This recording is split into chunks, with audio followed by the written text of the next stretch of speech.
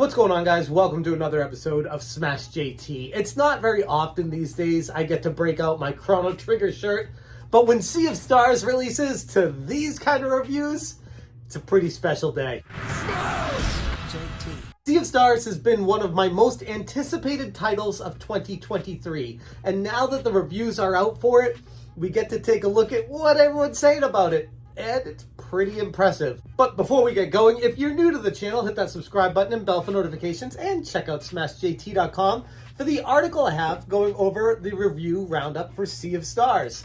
For this video, I want to talk about what people are saying about it and why this might actually be a legitimate contender for Game of the Year 2023. I mean, I don't know, probably not.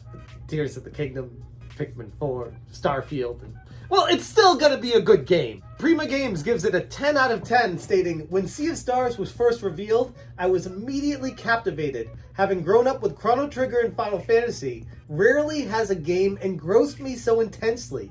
It was impossible to put down." Dextero giving it another perfect score, 10 out of 10.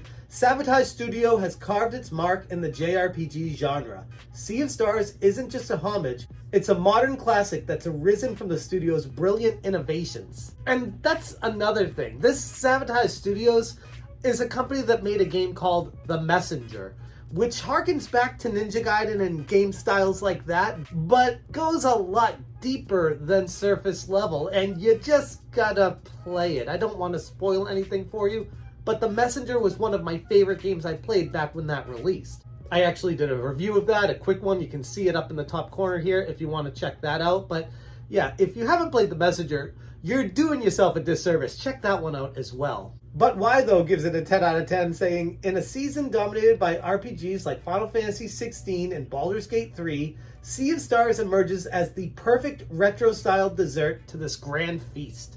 Silicon Era gives it a 10 out of 10 as well, saying, "The full version of Sea of Stars took me by surprise. Far surpassing its demo, it ranks among the best games I've ever played." As far as the demo is concerned, it sold me right away, and I was hesitant to keep playing it because I'm like, I know this kind of game is going to completely addict me, so I'd rather just wait until it comes out, buy the full thing, and play through it all in one swoop. So it's now finally out, I get to get around to it. Game Informer gives it a 9 out of 10, saying, "Sea of Stars reminds me of the genre film mastery executed by a skilled director. Its familiar feel only added to my immersion, making it a world I was reluctant to leave." The more I read about this game and find out about it, the more it takes me back to the nostalgia-filled era of the Super Nintendo and Genesis days. Phantasy Star, Chrono Trigger, Secret of Mana, Final Fantasy 2 and 3. Just all those kind of game experiences where I wish I could play them all over again anew so that it felt like a new experience, but it just was impossible because I've already experienced them. Now with Sea of Stars, I can finally play a game that's like these, that is getting critical acclaim, and people are saying will go down in history as one of the greatest JRPGs of the modern era. PC Games N gives it a 9 out of 10, stating, "As an avid Chrono Trigger enthusiast, Sea of Stars quickly dispelled my initial skepticism, proving that it stands apart from its inspirations while also paying due homage." Digital Trend gives it a 4 out of 5, stating, "Sabotage Studios has successfully blended elements from iconic RPGs to create Sea of Stars, ensuring every battle is thrilling with diverse enemies and an intricate combat system." And one of my favorite reviews out there from Nintendo Life, "Sea of Stars is a sensational achievement for Sabotage. The studio is 2 for 2 in providing impressively designed and genuinely innovative takes on classic genres. Some basic issues aside, the complex narrative, deep and strategic combat, thoughtful level design, and fantastic visuals and music all combine to make this one of the easiest recommendations we can make. If you consider yourself a fan of old school RPGs, you must play Sea of Stars." So there you have it. That's the review roundup for Sea of Stars. Metacritic right now, it's in the low to mid 90s as far as review scores are concerned, with people praising its ability to harken back to retro-style games while also being able to breathe new life into the genre. It's a combination that's a very tight rope to walk, and Sea of Stars manages to do it successfully. And this is just off the top. There's a lot of other review outlets that have yet to publish their reviews. And yes, some YouTubers did get it early. Some review outlets did get it early. Be a little bit hesitant. It is a very long JRPG, so if you're gonna fully get immersed into this world and take your time with it, I wouldn't pay too much attention to a rushed review. I think the biggest thing to take from this is there's a lot of excitement and potential coming out of it that I'm definitely looking forward to playing. And for Xbox Game Pass users, this is available right now for you. You don't even have to buy the game. You can just play it on Game Pass. And the PlayStation Plus members will have access to this on the extra and premium tiers from their service as well. Sea of Stars releases on Tuesday, August 29th, 2023 digitally, but something physical collectors may want to keep in mind is if you're able to hold off and not want to double dip, this is getting a physical release. Unfortunately, you're going to need to wait until early 2024 to obtain that.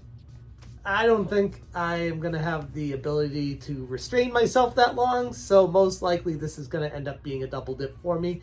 And I hate how they're doing that. It's a way to get extra money out of people like me because they know we have to have a game like this right away.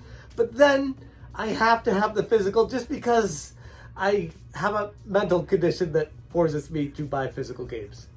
That's my unofficial explanation to it. I mean, Chrono Trigger and Secret of Mana are two of my favorite games of all time, and many reviews are saying this harkens back specifically to those two games. So personally, for me, I can't wait to dive into this game. I'm really close to finishing Pikmin 4. I'm really close to finishing Tears of the Kingdom, and now I'm at a crossroads where I'm like, I guess I'm going to start another one without finishing those two games.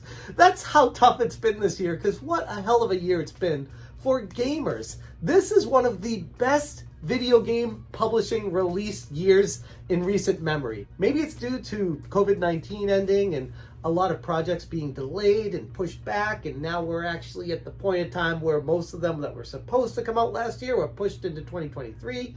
Whatever the reason is, 2023 is turning out to be one of the greatest years for game releases in recent memory and may go down in history as the greatest year in releases ever.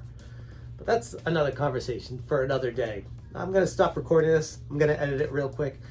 And then I'm going to get to playing some Sea of Stars, and I'm sure you guys will too as well. Let me know if you've played it, what you guys think about it. I'm going to leave the video there. Thank you so much for watching, and as always, you stay smashing. Smash,